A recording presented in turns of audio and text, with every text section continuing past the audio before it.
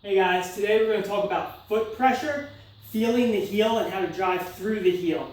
What I get and what I've seen a lot of lately, I don't know why, is people, when I tell them to press through their heel, they're actually flexing their ankle. They're pulling their toes up, creating flexion at the ankle joint, and they're driving off the back edge of their foot.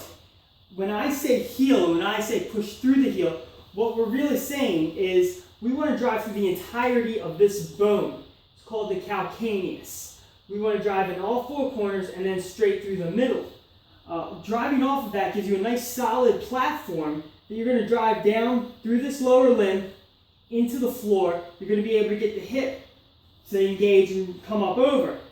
If we start to get into this, what we're going to inevitably do is create a force away, where instead of the hip coming up, I'm creating force away, and I'm going to load my back foot in something like a split foot or rear foot elevated split squat. And if I'm in a deadlift or a squat, I'm going to start drifting back behind the weight. And the problem with that is, in almost all of those lifts, we're looking to drive through here, keep the pressure here, especially squats and deadlifts. The bar is basically, we're aiming for a bar to be right over here on the foot, that midline of the foot.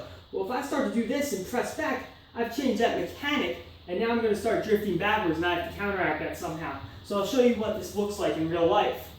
A good split squat should have a nice stable foot.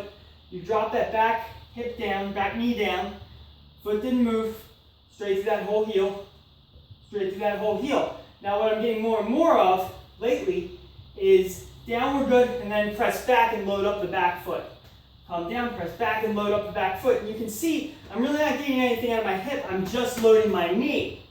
So what we want to do to get used to loading the entirety of the heel, there's two main things you can do.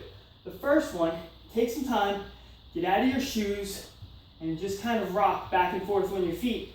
Keep the big toe, the pinky toe, and heel on the ground, and just try to feel where your pressure is. You know, left to right, forward, backward. Try not to lock or unlock your knees. You're just staying static. And it's just a small movement to feel pressure and get used to that. And the other thing you can do is take those big, bulky athletic shoes. Unless you have a foot issue that you need the cushioning, which most people don't, throw them away. Get minimalist shoes, or even if you can, or you want to, and you have enough ankle mobility and foot dexterity, train barefoot or near barefoot. It'll give you the best proprioception with the ground. You'll know where the pressure points are on your feet. One of the big problems with athletic shoes, basketball shoes, tennis shoes, even cross trainers, whatever you want to call them, is they have so much cushioning that your brain and your foot isn't getting any feedback from the ground.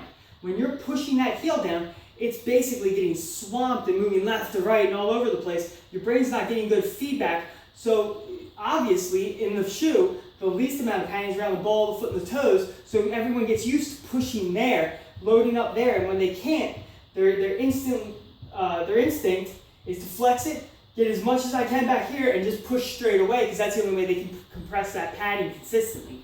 So learn where your heel is, realize that it's the whole heel, all four corners of the calcaneus, and get some decent shoes to train in.